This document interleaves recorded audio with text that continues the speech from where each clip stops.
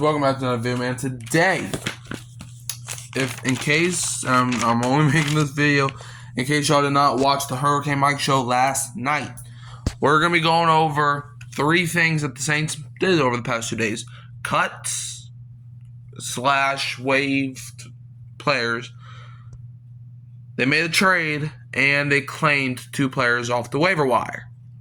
So let's get started with their cuts. But let's get started. First guy we got to talk about is defensive end Isaiah Foskey. The Saints selected Foskey in the second round of the 2023 draft, but in 27 games, 27 NFL games, mind you, the defensive end recorded 0 sacks and 0 quarterback hits. Couldn't even get to him, according to Pro Football Reference. He also did not appear to be a good fit for the new defensive scheme. So, yeah, he's cut. Disappointed me, man. It's like, I wanted him to work out so bad. I was so high on him coming out of Notre Dame, but just didn't work out. Second guy, wide receiver Kevin Austin. One of the few receivers on the roster with some size, 6'2", 200 pounds. Austin has had some promising moments with the Saints, including some in regular season games, but was clearly on the outside looking in the receiving corps. Third guy we got to talk about is quarterback Jake Haener. For the entirety of training camp, Kellen Moore insisted the competition to be the Saints' starting quarterback had 3 entrants, but Haener's snaps dwindled in practice, and his only preseason action in the final 2 games was mop-up duty against Denver.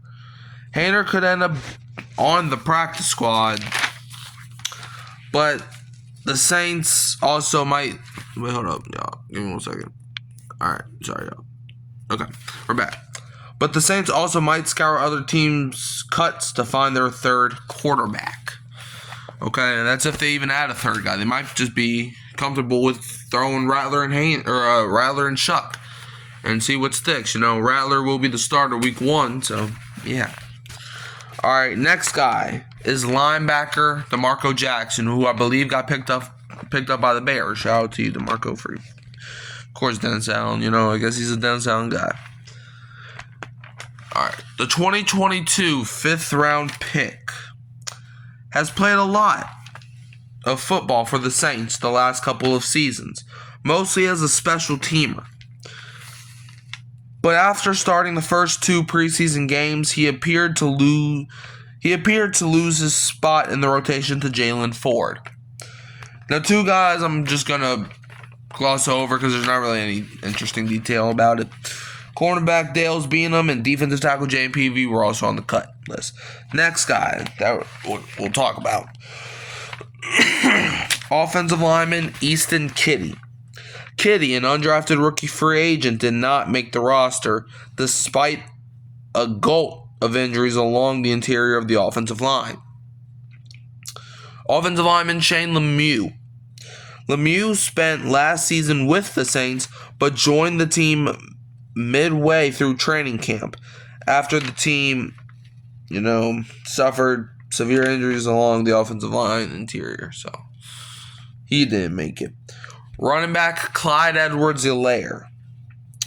The former LSU standout and Baton Rouge native didn't make the cut. At running back, where the Saints have Alvin Kamara and 2 recent draft picks in Kendre Miller, who was a 2023 3rd-round pick, and Devin Neal, who was picked in the 2025 6th round. And also Cam Akers got cut, but I ain't going to talk about him. He pissed me off too much, or I don't want to talk about him.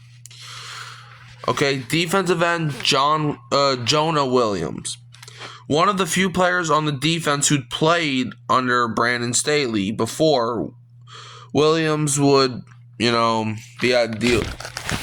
ideal practice squad body. He would be an ideal practice squad candidate for the Saints. So we're going to see if he ends up coming back. Safety, Terell Burgess. Burgess had some prior experience with Brandon Staley and had a few flashes in training camp, but missed an extended period of time with an undisclosed injury. As a veteran, he will not have to clear waivers and could be back on the practice squad. Next guy, wide receiver Dante Pettis. Pettis was effectively in a battle with fellow veteran Cedric Wilson for the final roster spot at receiver. Though Pettis showed more as a pass catcher and adds value as a return man, in case they don't want to put Rashid Shaheed out there,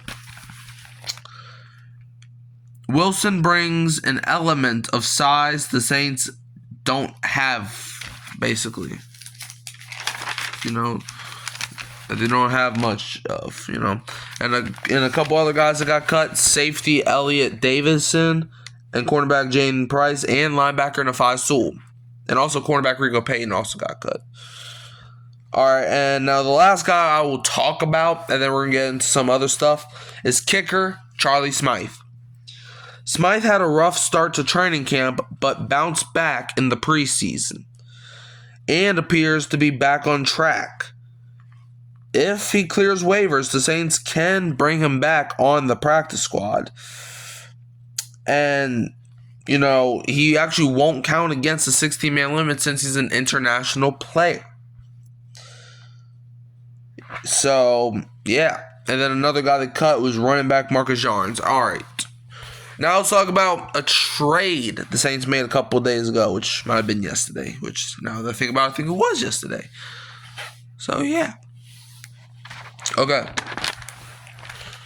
The New Orleans Saints received offensive lineman Asim Richards and a 2028 7th.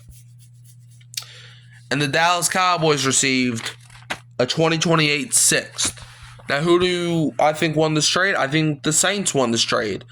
And y'all know I do wins and loses, but I think the Saints won this trade, and I think it was clear. I understand people are like, why you give up a 5th round, or why you give up a 6th round pick in 2028? Well, you also got a 7th round pick in 2028. So you're not really losing much there. And on draft night, if you feel the need to trade up in the 6th round, 3 years from now, if you feel the need to trade up, you can use that 7th to trade up, because now you should have 2 7s unless you trade the other one away now.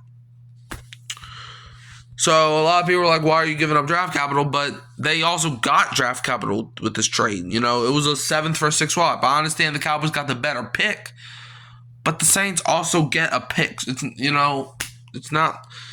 Yeah, so I like this trade by the Saints, and plus you're adding an offensive lineman in your offensive line room to compete for depth spots. He's going to be in the room with Fuaga, with Banks, with Reduns, who's more of a guard per se. But you know what I'm saying? He's going to be in the offensive line room. And now protect Spencer Rattler at all costs. And maybe even protect someone with Tyler Shuck too. And the Saints picked up 2 guys via the waiver wire. They picked up former wide receiver out of the Tampa Bay Buccaneers, Trey Palmer. Now, I like this move, man. I think he's nice, man. I watched him, obviously, being a Saints division rival. I watched him, and he had some flashes. When the Buccaneers waived him, I was like, really? But I understand why they waived him, because they already had like 4 solid guys there. They have Mike Evans, Chris Godwin, Emeka Egbuka, and Jalen McMillan. But, so yeah, I'll take their scraps. And also, we picked up guard Xavier Truss. I don't know much about him, but if you can also block for Spencer Rattler, I'll love you till the end of it. But anyways, that's going to end. If you can't tell, I'm losing my voice a little bit. Well, I've just had a sore throat the last few days, but that's not going to stop me from putting out content for you guys. So don't forget to like, subscribe, share, turn the bell on so you don't miss another upload. You can always find me at Hurricane Mike, Kyle Phelps, and Keeping It Real Who Dat Sports Podcast. And I'm going to leave you as always with a who dat, and don't be a Falcons fan.